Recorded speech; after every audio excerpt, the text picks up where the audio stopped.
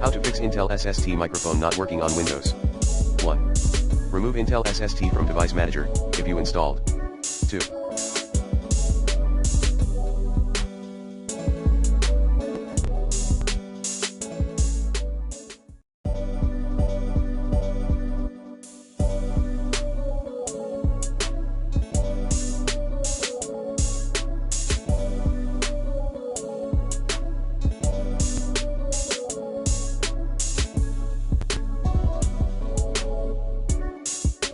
Using the recommended Avast driver updater in this video guide to upgrade all your device drivers.